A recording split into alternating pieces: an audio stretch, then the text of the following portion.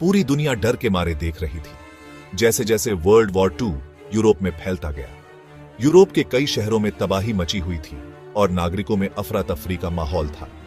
हर कोई इस युद्ध के अंत की उम्मीद कर रहा था, लेकिन हालात और बिगड़ते जा रहे थे। जापान, जो उस समय एक तेजी से बढ़ती हुई मिलिट्री पावर थी, ने अपने साम्राज्य के विस्तार का मौका देखा। जापान की सेना ने अपनी ताकत और प्रभाव को बढ़ाने के लिए कई कदम उठाए।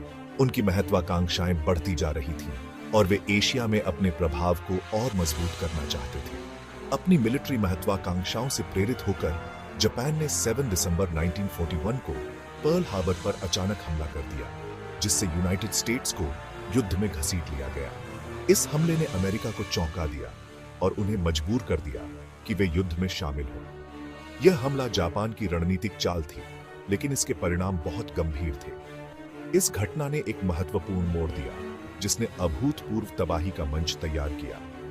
पर्ल हार्बर पर हमले के बाद युद्ध की तीव्रता और बढ़ गई। दोनों पक्षों ने अपनी पूरी ताकत झोंक दी और युद्ध के मैदान में खून खराबा बढ़ता गया। जापानी सेना प्रमुख द्वीपों पर नियंत्रण के लिए अमेरिकी और मित्र देशों की सेनाओं से भिड़ गई।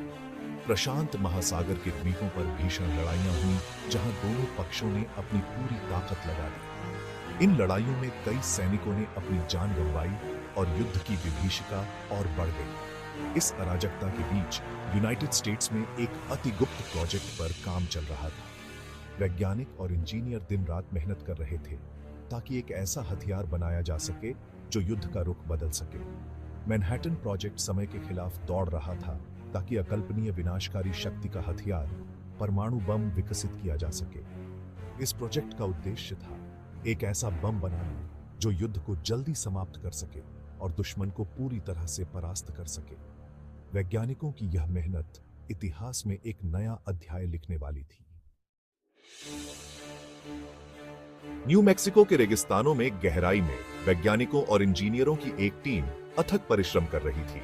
मैनहट्टन प्रोजेक्ट का उद्देश्य परमाणु की शक्ति का उपयोग करना और दुनिया का पहला परमाणु बम बनाना था। जे रॉबर्ट ओपेनहाइमर के नेतृत्व में यह प्रोजेक्ट वैज्ञानिक नवाचार और नैतिक दुविधा का एक क्रूसिबल बन गया। प्रोजेक्ट के भीतर नैतिक बहस छिड़ गई। कुछ लोगों ने बम की शक्ति के प्रदर्शन का तर्क दिया। पहला सफल परीक्षण, कोड नाम ट्रिनिटी, 16 जुलाई 1945 को हुआ। 20,000 टन टीएनटी के बराबर विस्फोट ने पूरे रेगिस्तान में सदमे की लहरें भेज दी। प्रकाश की एक चक्काचौंध और एक मशरूम बादल ने परमाणु युग के आगमन की घोषणा की।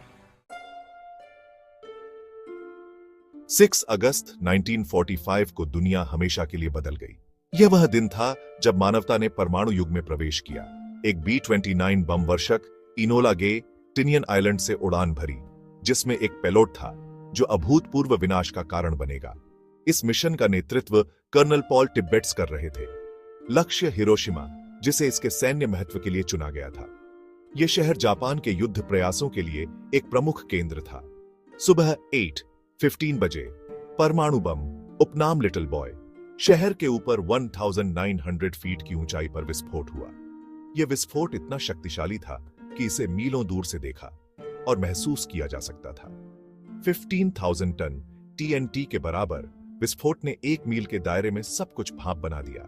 विस्फोट की तीव्रता ने इमारतों को मलबे में बदल दिया और हर चीज को नष्ट कर दिया। इमारतें ढह गईं, पेड़ जल उठे और हवा भीषण गर्म हो गई। शहर का परिदृश्य पूरी तरह से बदल गया था, जैसे कि एक भयानक तूफान ने इसे तबाह कर दिया हो। दसियों हजार लोग तुरंत मारे गए, उनके शरीर राख में बदल गए। जो लोग बच गए वे गंभीर रूप से घायल हो गए और उन्हें तत्काल चिकित्सा सहायता की आवश्यकता थी।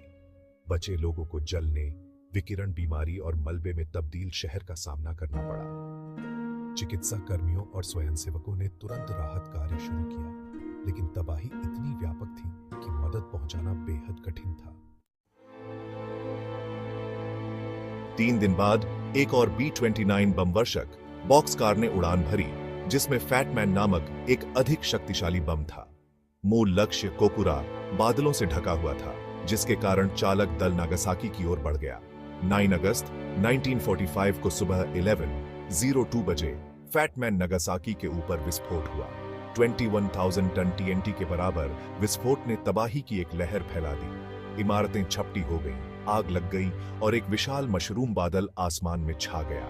हजारों लोग तुरंत मारे गए, जबकि अनगिनत अन्य लोग भयानक रूप से घायल हुए।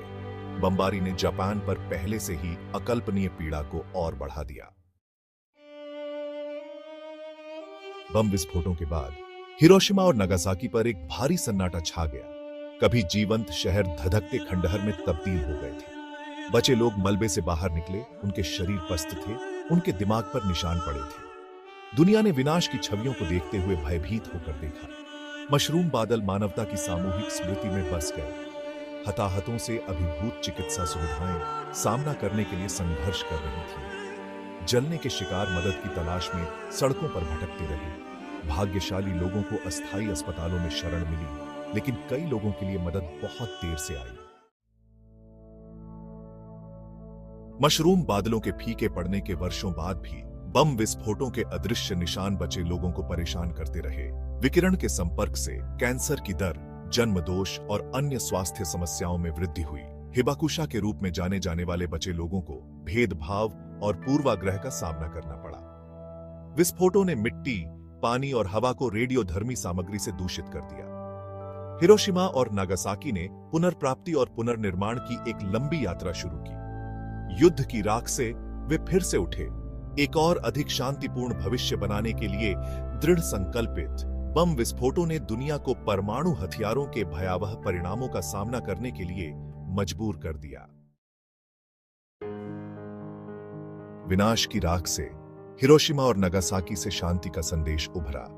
शहर लचीलापन और सुलह के शक्तिशाली प्रतीकों में बदल गए। पीड़ितों को सम्मानित करने और भविष्य की पीढ़ियों को शिक्षित करने के लिए स्मारक और संग्रहालय बनाए गए थे। हिबाकुशा शांति और परमाणु निरस्त्रीकरण के लिए मुखर पैरोकार बन गए। उनकी गवाही युद्ध की मानवीय कीमत की एक शक्तिशाली याद दिलाती है। बम विस्फोटों ने परमाणु निरस्त्रीकरण के लिए एक वैश्विक आंदोलन को जन्म दिया। 1968 में हस्ताक्षरित परमाणु हथियारों के अप्रसार पर संधि इस लक्ष्य की दिशा में एक महत्वपूर्ण कदम का प्रतिनिधित्व करती है। हिरोशिमा और नागासाकी की परमाणु बमबारी परमाणु हथियारों के विनाशकारी परिणामों की एक कठोर याद दिलाती है। इन शहरों पर गिराए गए बमों ने न केवल तत्काल विनाश किया, बल्कि पीढ़ियों तक चलने वाले प्रभाव छोड़े। हजारों निर्दोष लोगों की जान गई और बचे हुए लोग आज भी उन भयानक दिनों की यादों के साथ जी रहे हैं। मशरूम बादलों की छवियां और बचे लोगों की कहानियां परमाणु युद्ध की भयावहता का प्रमाण हैं। ये कहानियां हमें याद दिलाती हैं कि परमाणु हथियारों का उपयोग मानवता के लिए कितना विनाशकारी हो सकता है।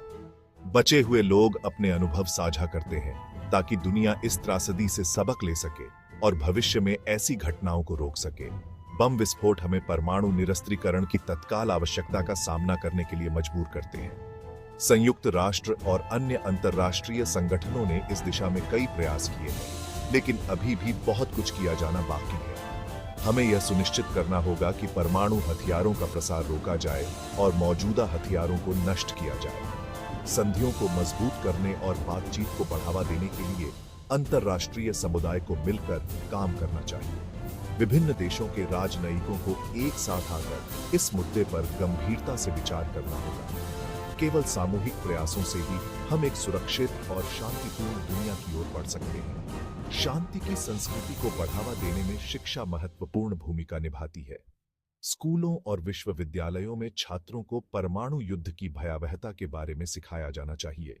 शांति और कूटनीति के महत्व को समझने से ही हम एक बेहतर भविष्य की नींव रख सकते हैं। शांति की खोज के लिए यह सुनिश्चित करने के लिए एक सामूहिक प्रयास की आवश्यकता है कि हिरोशिमा और नागासाकी की त्रासदियों को फिर कभी दोहराया न जाए।